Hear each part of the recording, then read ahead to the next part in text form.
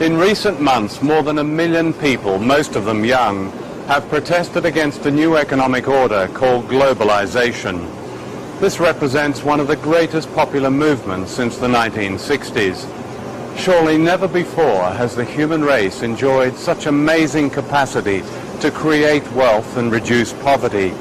Yet never before has the gulf between rich and poor been so vast and inequality so widespread. The facts of globalization are revealing. A small group of powerful individuals are now richer than most of the population of Africa. Just 200 giant corporations dominate a quarter of the world's economic activity. Is this the global village we are told is our future? Or is it merely an old project that used to be run by the divine right of kings and is now run by the divine right of multinational corporations and by the financial institutions and governments that back them? This film is about these new rulers of the world, and especially their impact on one country, Indonesia.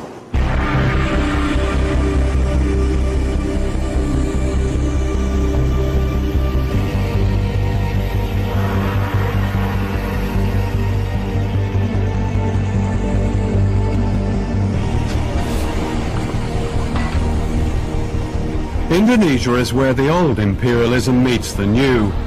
This is a country that should not be poor. It's rich in almost everything. Mountains of copper and gold, oil, timber, and the skills and labor of its people.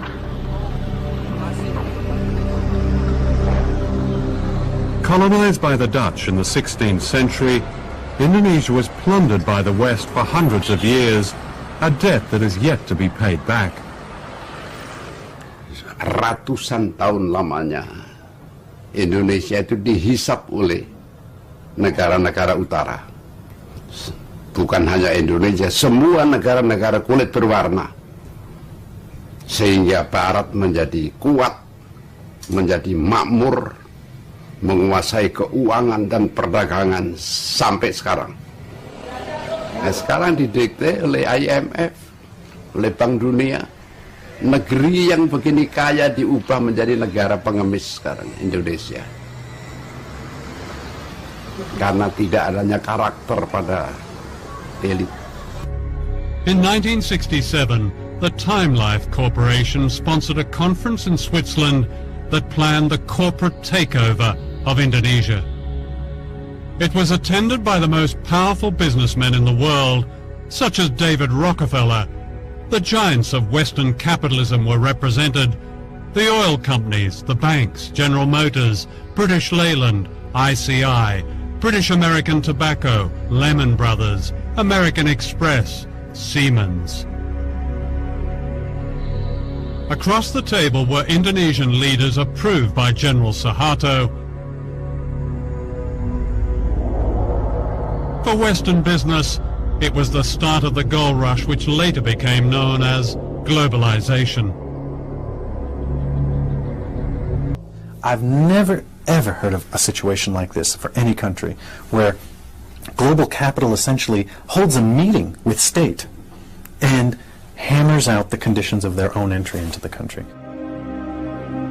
The conference went on for 3 days. The first day was when the Indonesians spoke and essentially made their case. They divided into 5 different sections on the second day. Sectoral meetings, mining in one room, food services, light industry in another, banking and finance in another, Chase Manhattan was there, and simultaneously they hammered out policies that were going to be acceptable to these global investors on a sector-by-sector basis. With each of the people going around the table saying, this is what we need to see, this. And they basically designed the legal infrastructure for investment in Indonesia. Itulah makna globalisasi yang sebenarnya. Beda dengan yang diajarkan di sekolah. Kalau mau pro dan kontra, tentu ada saja alasannya. Hindari debat kusir adu opini tanpa angka. Mari kita gunakan angka. Tahun 1967 itu, utang luar negeri kita $2 miliar. Itu pun untuk membebaskan Irian Barat 1963. Kita beli peralatan perang. Utang $2 miliar, hutan-hutan dan sumber daya alam masih utuh. TNI kita termasuk yang terkuat di Asia. Sejak 1967 itu sampai tahun 1998, utang membengkak jadi 60 miliar dolar, naik 3.000%. Dibagi 30 tahun, berarti rata-rata kenaikan utang 100% per tahun. Hasilnya, hutan-hutan habis dikeruk.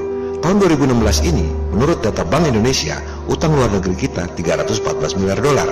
Angka ini beda dengan Indonesia Debt Clock, 404 miliar dolar atau 5.400 triliun. Mungkin itu termasuk utang dalam negeri. Saya tidak mengaudit. Kita gunakan saja data publik. Oke, kita gunakan data BI, 314 miliar dolar. Jika dihitung sejak tahun 1967 itu, kenaikan utang luar negeri 15.700% dalam 49 tahun. Jika di rata-rata, kenaikan utang 320% per tahun. Hutan-hutan dan sumber daya alam habis dikeruk. Mana yang lebih baik buat Anda? Sama seperti soal flat earth, pernahkah hal ini dibahas di pelajaran sekolah? Konteks kita adalah pengetahuan yang tidak diajarkan di sekolah.